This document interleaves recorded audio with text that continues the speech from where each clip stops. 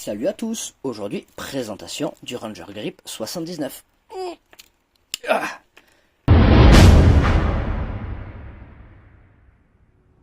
Donc nous nous retrouvons donc avec un couteau de la marque Victorinox. Voilà, donc un couteau qui existe déjà sur le marché depuis un petit moment, donc qui propose une particularité au niveau donc du déverrouillage de la lame.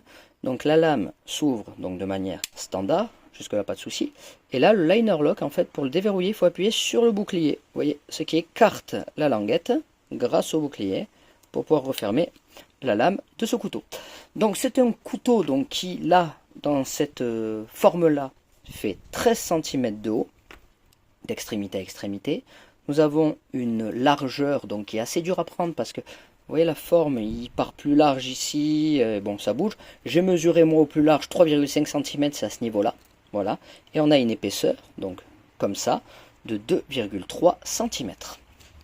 C'est un couteau qui fait 167 grammes, donc c'est correct, moi je le trouve bien, c'est un petit peu lourd mais en même temps ça fait qualité, ça fait pas d'aube, donc moi je trouve que c'est cohérent par rapport à la taille et aux fonctionnalités de l'outil. Nous avons donc une belle lame, donc toute lisse, donc là elle est un peu sale forcément parce que c'est le mien, alors personnellement je me le suis gravé, donc prenez pas compte des dessins, c'est moi qui me suis tapé un délire.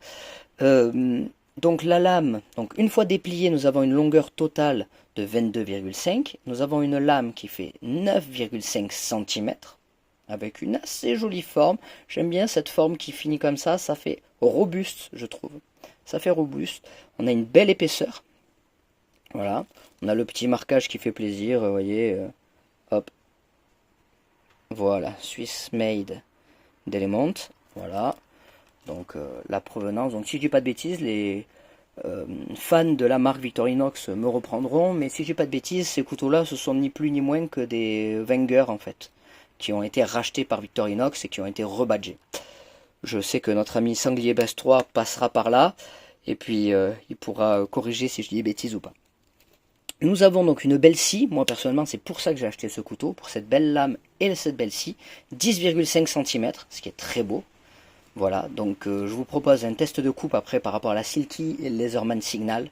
On va comparer donc ces trois coupants, même si ça se rapproche plus d'un Laserman Signal en taille, même si le Signal est plus court par rapport à la Silky, on est hors catégorie, mais c'est pour voir la capacité de coupe par rapport à des outils dédiés. Nous retrouvons donc à l'intérieur gros tournevis, décapsuleur et des nœuds de fil. Voilà. De l'autre côté, nous retrouvons un ouvre-boîte avec un mini tournevis. Alors personnellement, je n'aime pas du tout ces compositions. Celui-là encore, pourquoi pas. Mais l'ouvre-boîte avec le mini tournevis qui a aucune profondeur, pour moi, je trouve que c'est rajouter un outil, histoire de dire qu'on a des fonctionnalités en plus, mais pour moi, c'est quasiment inutilisable. Voilà. Personnellement, je l'ai jamais utilisé d'ailleurs, pour mentir, je préfère sortir autre chose que ça. On a un poinçon de l'autre côté, assez joli avec un passe-fil. Un poinçon qui a une position, je ne sais pas à quoi elle sert, qui peut faire ça. Alors, est-ce que ça a un intérêt ou pas? Je ne sais pas. Mes amis habitués de Victorinox, vous allez pouvoir me le dire. Voilà. Et nous avons un tire-bouchon. Donc il y a aussi cette possibilité de reculer. Donc apparemment ça bouge les trucs. Donc je ne sais pas si c'est volontaire ou c'est juste la fabrication de l'outil qui fait qu'on se retrouve à avoir ça. Le mien a subi une petite modification. J'ai enlevé la plaquette parce que j'ai vu sur internet qu'apparemment tous les Ranger Grip ont on va dire quoi, la composition de la matière centrale permet d'avoir un adaptateur d'embout. En fait, c'est un adaptateur d'embout hexagonal standard. Donc moi, personnellement, j'ai fait sauter cette plaquette. J'ai fait le trou en face. Vous voyez, on voit à l'intérieur la prise exacte. Donc je l'ai fait parce que je me suis dit, s'il peut le faire, autant qu'il le fasse. Alors personnellement, moi, cet outil, je ne l'ai pas du tout acheté pour faire du multitool. C'est-à-dire les fonctions tournevis, tire-bouchon, m'importe peu. Moi, je l'ai vraiment acheté pour le côté backup, bushcraft, avec donc une belle lame pour venir travailler. Il marche très bien, il n'y a aucun souci. La petite scie qui peut venir, voilà, renforcer cette utilité, voilà, donc dans la forêt pour couper du bois, faire quelque chose. Donc personnellement, je l'aime beaucoup. Maintenant, il y a mieux, clairement, on va pas se mentir. Maintenant, c'est vraiment ce côté, parce qu'un bon couteau pliant de survie, c'est presque une hérésie de dire pliant et survie, ça va pas ensemble.